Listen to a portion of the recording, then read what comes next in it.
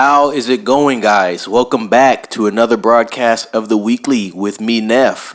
Let's jump right into this thing. The first article from The Hollywood Reporter. Box office Kingdom of the Planet of the Apes climbs higher to 58.5 million U.S. opening and 131 million globally. The second event pick of summer 2024 came in ahead of expectations, along with scoring the second best domestic debut of the series as The Fall Guy continued to struggle. Guys, we did talk about The Fall Guy a little bit on the podcast. You'll be hearing about that soon, but let's focus on the Planet of the Apes here. If there's any fans of that is in theater. Just a reminder for you guys can go watch that right now in theater. It is titled Kingdom of the Planet of the Apes, and it is in theater now.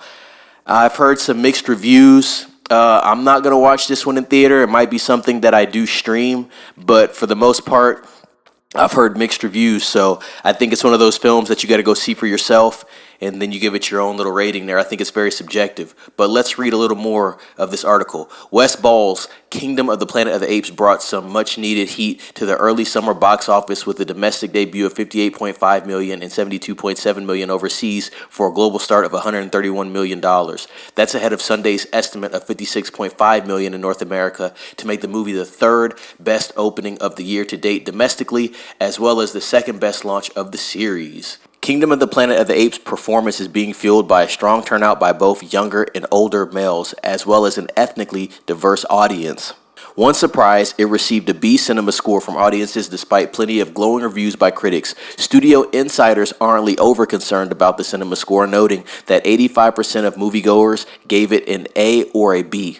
So, with that being said, guys, like I said, I've heard some mixed reviews. I think most people are liking it. I think the demographic does help. It looks like there's a lot of men going to watch this movie. Makes sense. It seems like it's targeted towards the male audience. But yeah, I'm not surprised at all by some of these scores. Like I said, the box office is doing pretty good. Typically, the movies in this franchise, and now it's 4 films, has done between about 450 million and 750 million total. So this could be on pace to do that, but I do think it needs a strong second and third week. So we'll see how that goes. Like I said, the Kingdom of the Planet of the Apes is now in theater, guys. So if you guys want to go watch that, go ahead and watch it. Hope you guys enjoy it. Chime in the comments if you do see it or if you have seen it, and let me know what you thought about the film.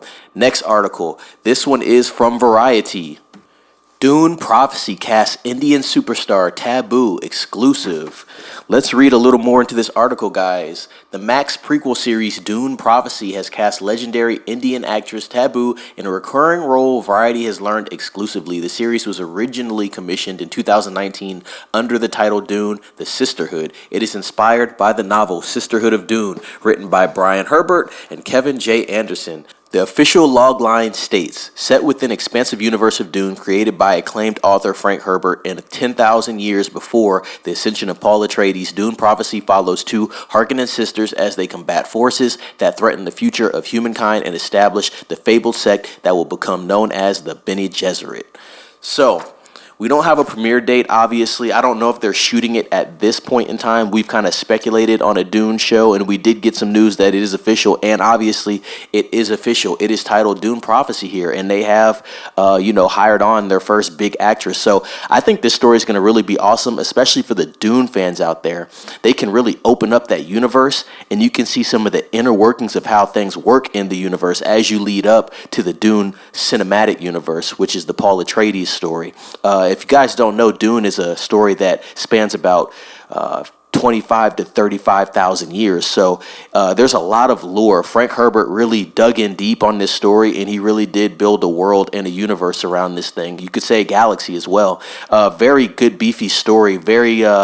Very creative story, and so I'm actually very excited about this. I wonder if this is going to be on Max. It's definitely going to be something that I'm going to watch. I do have Max. I love Dune. We've talked about Dune multiple times on the podcast, but this is great news. I'm excited to see when we get some official release information, and if I get any more information regarding Dune Prophecy, if you guys are interested, I'll be giving you guys that. So With that being said, guys, all the links to these articles are going to be in the description. Please check them out for yourselves. Great articles. I have some more articles for you next week. Stay tuned to another broadcast of the weekly. Stay tuned to the Popcorn Square podcast. We got an episode coming out on Friday and the following Monday. It's going to be great, guys. Great information there. I'm going to leave it there. Please like, subscribe, comment, ring the bell for notifications. It is Neff signing off on this broadcast of the weekly. And as always, guys, be safe.